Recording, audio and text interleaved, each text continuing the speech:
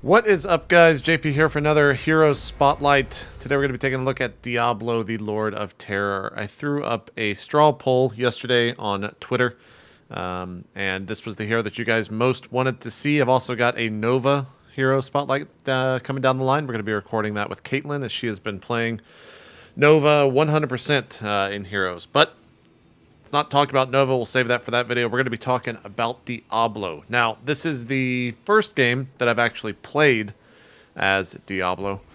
But I have played with him before in terms of being on the same team. I kind of understand his abilities. He is a tank through and through. You can see right here through his starting talents that his passive comes into play. And that is, I don't remember what it's called. But I ended up taking, okay, it's called Black Soulstone, that's right. And what this does is, as you are in a lane and mobs are killed, you gain 1 per minion, or if you kill a hero and you're around that, you gain 5, and it stacks up to 50. So I went with Soul Feast to continue along the same school of thought as being tanky. Now his abilities, let's go through them. His Q is a dash ability that knocks the target back a couple yards. You can see right there, Shadow Charge. It stuns them for about 1 second. His W is a AoE damage that shoots out, what is it, I think 12, maybe 9 spires, or little plumes of fire around him that does AoE damage. And his E is a slam ability that grabs the target and throws him 180 degrees on the other side of where you grabbed him initially.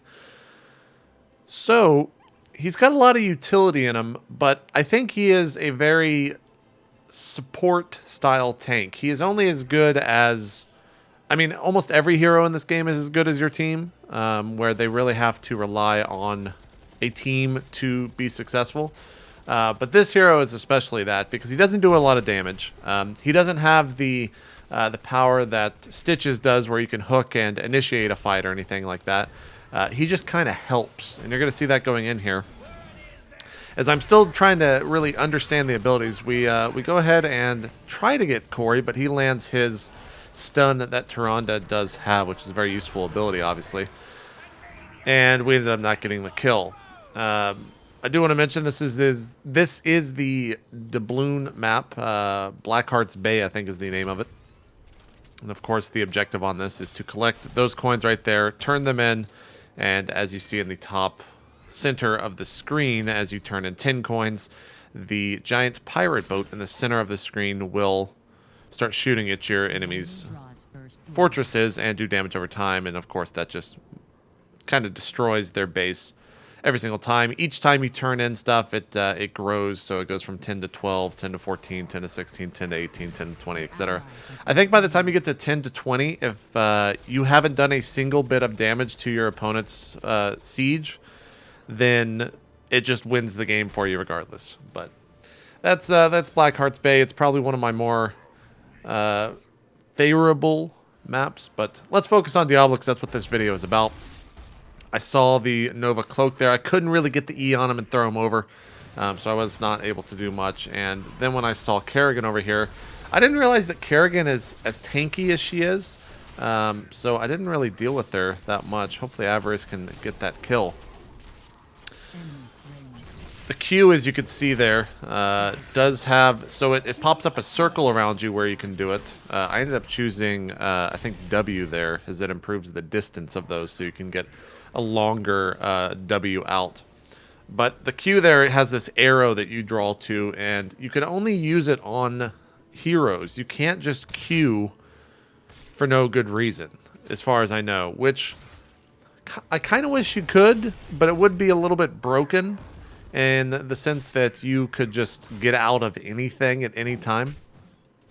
That was a terrible play by me, almost getting hooked. Or, I mean, sorry, getting hooked and then almost dying. Yeah, that was just piss poor play. I'm going to go ahead and grab that shrine, get my HP regening over here, and just sit back in the middle lane. Now you can see over there in the bottom left-hand corner the little Soulstone portrait with 25 now count. That'll max out at 50. There is a talent later that you can choose to, I think it goes up to 250 at that point, which is quite a lot.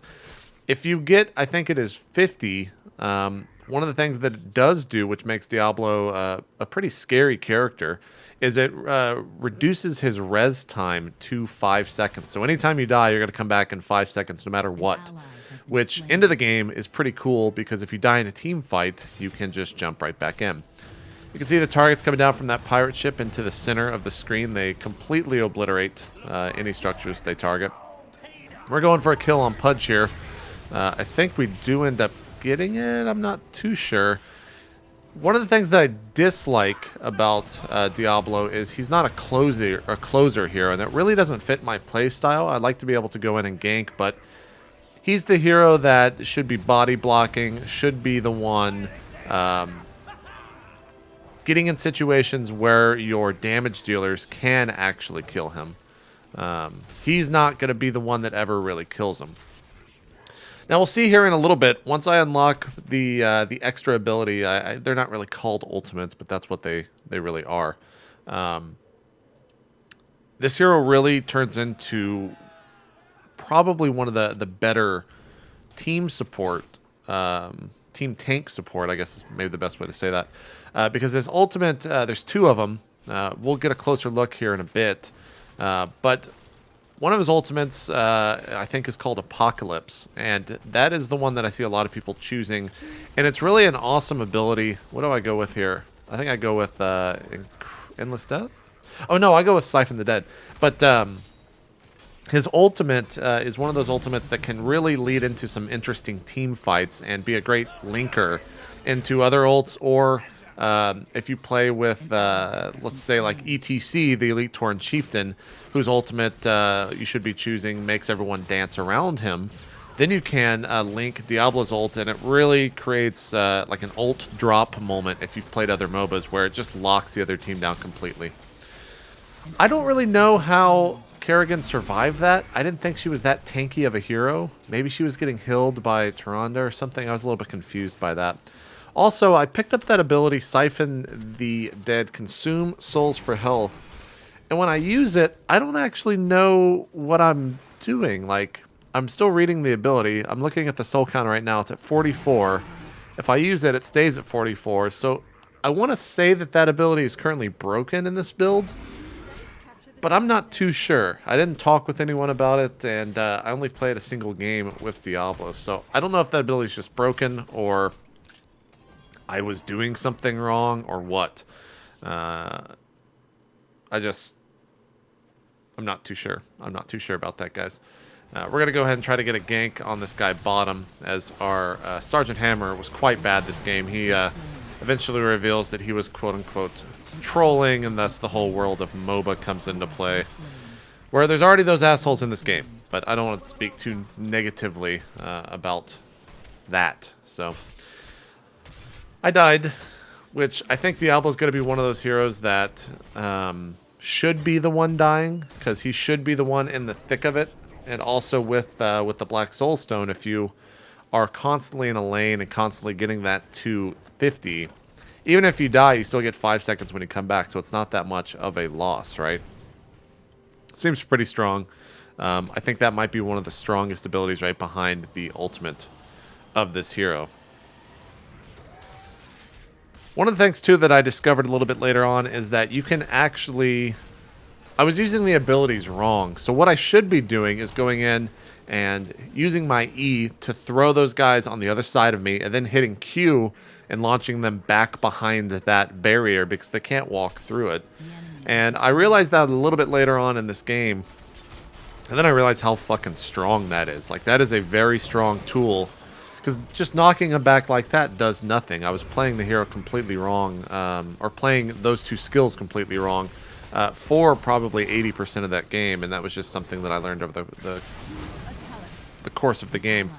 I grabbed my ultimate real quick there, which is Apocalypse, but I don't use it for quite some time, so we'll have to check that out in a bit. But you can see right there, what it does is it puts this satanic-looking symbology underneath all of the enemy heroes, and then it does 280 damage and stuns them for 2 seconds. But if they move out of it, it doesn't stun them, right? And I think it's about a second, maybe 2 seconds, where they have to step out of it.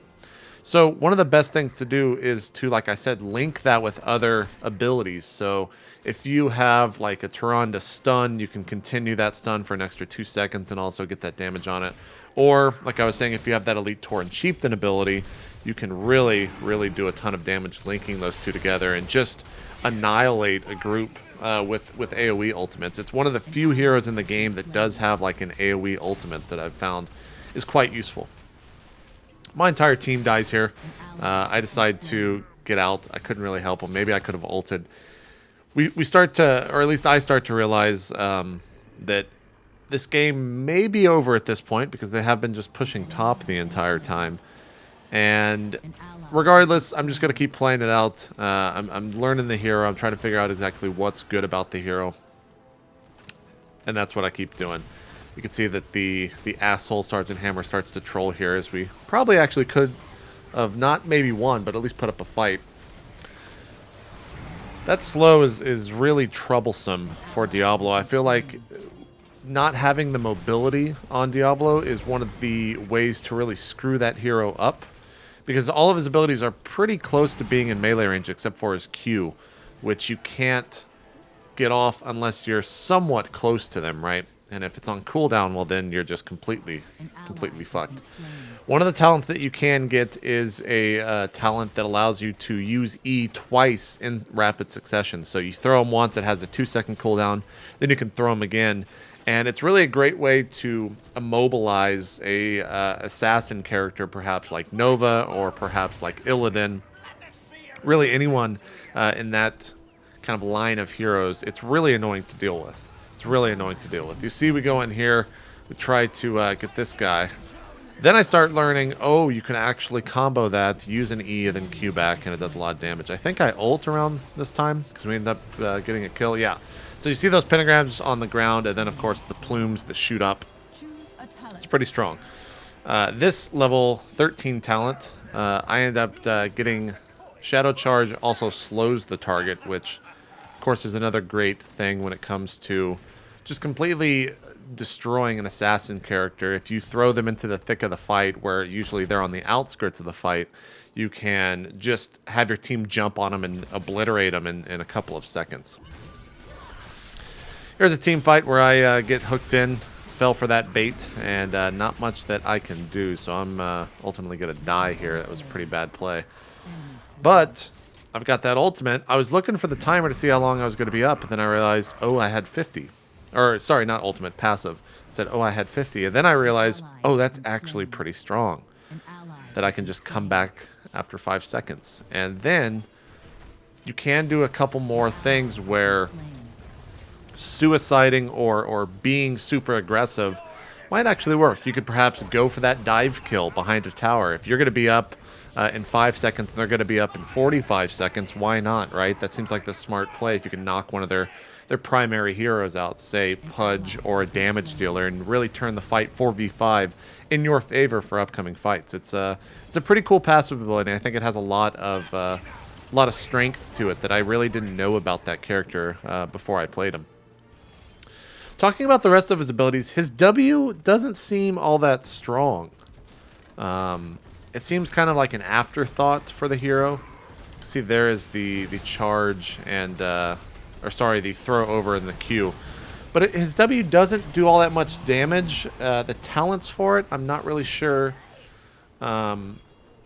will improve it all that much. I know there's one where instead of ending at the end of that, at the end of the plumes right there, they'll actually come back towards you.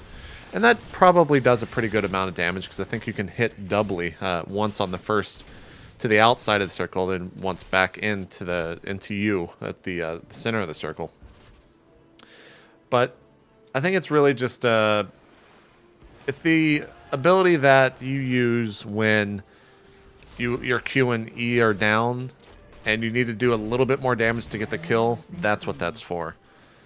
And I think it might be tweaked in the future or maybe made more viable. I'm not really sure what he needs with that. But in a 1v1 fight, Diablo's a pretty bad hero. Like, he doesn't do that much damage. He's really that type of hero that you need someone else to do work for, because you're going to do a ton of disabling. You're just not going to do that much damage after that. I'd be very interested to see also, as I want to look at the talent tree a little bit later. One of the talents that you can take is making your passive stack up to 250. And I don't know what that does. I don't know if it just makes your health regen go insane. Choose a talent. Or what. I end up taking Continuous Overpower here, which Overpower gains charges, which is cool. So Fire Stop grants a damage aura. That's kind of interesting. And Fire Waves extend further. Okay. I take that, because then I realize what's going on. Makes the cooldown 50% faster. We're going to go ahead and try to get this kill on Tyrande. As you can see, once again, I can't get into range, but a Q does stun her and knock her back, so I was okay with it. We're just completely screwed. We haven't even killed their first tier 1 forts, so I'm just working on this golem. But I'm trying to think of some other heroes that would really combo well with the Apocalypse ult. His other ultimate, just so you guys know, is this, I forget what the exact name is, maybe like Demon Breath or something. But what it does is it's a conal attack. It shoots, maybe it's Lightning Breath. It shoots this wave of something, I don't know, Diablo Breath. Forward, and your character has to spin. If you want to like attack behind you, he has to spin 360 degrees. He doesn't just flip from one side to the other. It does a pretty good amount of damage, but it's pretty easy just to move out of it, because you do pivot so slow, it's not all that strong. We try to get this kill on Kerrigan. As you can see, the tank was just not doing all that much as we were trying to help him. Guy's just a complete asshat, but whatever. I tried a W there, completely fucking that up, trying to get the max damage on it. You also can't queue over little areas like that, which I guess makes sense because, of course, you do have to be on the ground to actually charge. You can't just, like, fly. He's rushing at them. He's not flying, you know? So I guess that makes sense. But all in all, I think Diablo's a pretty strong hero. I think the passive of his, or his passive compared to a lot of other passives is one of the better ones in the game. You really got to rely on synergy with other ultimates. I'm trying to think of some other ones. Maybe Illidan's ult, as he flies in sometimes. Who else is out there? Anything with a stun like Tinker, his little stun ability that goes off after 2 or 3 seconds of them being in that little circle. If you could get your ultimate off in that, it would be doubly annoying. It would be a good skill chain. Maybe like Tinker, ETC, and Diablo on one team, and then getting like 2 assassins like Illidan and, or maybe Zeratul and Nova. That'd be a lot of damage, a lot of cleave AoE damage coming out with Zeratul being in the mix. Be a lot of cool, a lot of fun, a lot of damage, really. I think Diablo and ETC is probably one of the best synergy teams that you can get with ults in the game. I've seen a lot of, or played against a lot of 5-mans that are using that ability, and it is, or not that that ability, that team comp, and it is incredibly difficult to deal with. I'm kind of just buying time. The rest of my team is all sitting AFK in the well, but that's no fun. No one wants to do that. I try to get my ultimate off here and go for the kill. If you look at the soulstones down, soulstone count, it is 50. I have no idea how this guy didn't die. I just have no way to finish. I was trying to get another E, but then he ended up getting his eat off on me and getting his HP back. But I'm up in 5 HP. Let's go try it again on Pudge and see how it goes. It's not going to go well. It's not going to go well. Not that much demo's done. We end up losing the game, but I learned a lot about Diablo and understand his abilities. I think I might be playing him more, but this is actually coming out on the day where the heroes reset in Heroes of the Storm. So we're going to get a new hero, a new free rotation up in the game. And I think what I'll be doing is putting an Instagram, a straw poll, not an Instagram, out on Twitter. You guys can vote, and I'll do another Heroes highlight on some of those other heroes. We've got Nova coming up in the future, so if you want to check that out, you can check it out here on itmeJP's. And regardless, that was a terrible 7-3 Diablo play, but that is Diablo, the Lord of Terror, in Heroes of the Storm. I'm JP McDaniel signing out. Thank you so much for watching. We'll see you next time.